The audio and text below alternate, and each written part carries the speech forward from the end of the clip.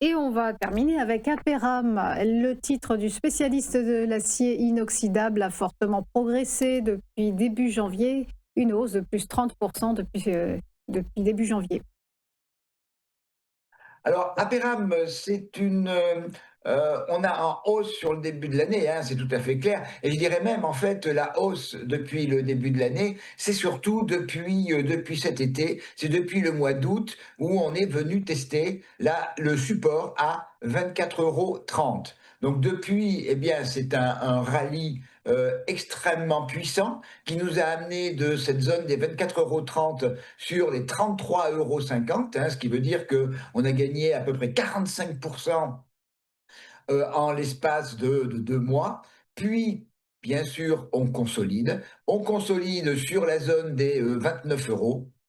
Zone qui est également le retracement à 50% de Fibonacci de ce grand rallye de 2 mois entre août et début octobre. Et là maintenant, on est depuis plusieurs jours un peu à la croisée des chemins. On est sur justement cette résistance, le haut du rallye sur cette zone des 33,50 €. Et ça fait plusieurs jours que, eh bien, on teste cette zone sans être capable pour le moment de la franchir.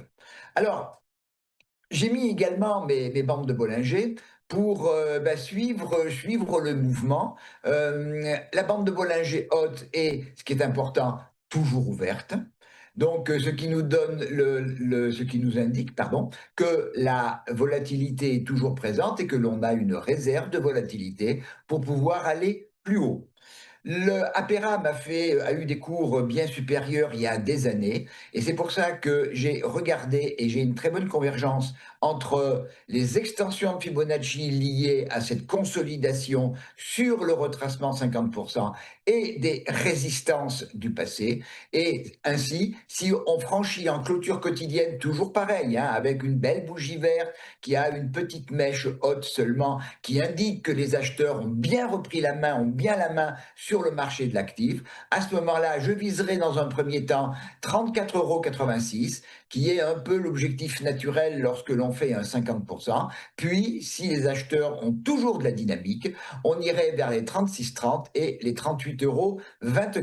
Alors, pour tester, parce que ça fait quand même plusieurs jours hein, qu'on est sous cette résistance des 33,50, pour tester si on passera ou on passera pas, on regardera justement la bande de Bollinger haute. Si cette bande de Bollinger, à force de ne pas réussir à franchir les 33,50, se remettait à l'horizontale ou pire encore, commençait à baisser, cela voudrait dire tout simplement que l'on n'a plus de réserve de volatilité et que, eh bien, dans ce schéma impulsif depuis le 50%, hein, depuis le début du mois de novembre, eh bien, ce schéma impulsif serait terminé et il faudrait revenir consolider pour essayer de rechercher de nouveaux acheteurs qui permettraient le franchissement de cette zone des 33,50 €. Ce matin, à l'heure qu'il est, on est à 33,34 €. Donc pour l'instant, on ne franchit pas. On notera également, je ne l'ai pas indiqué hein, sur ce graphique, mais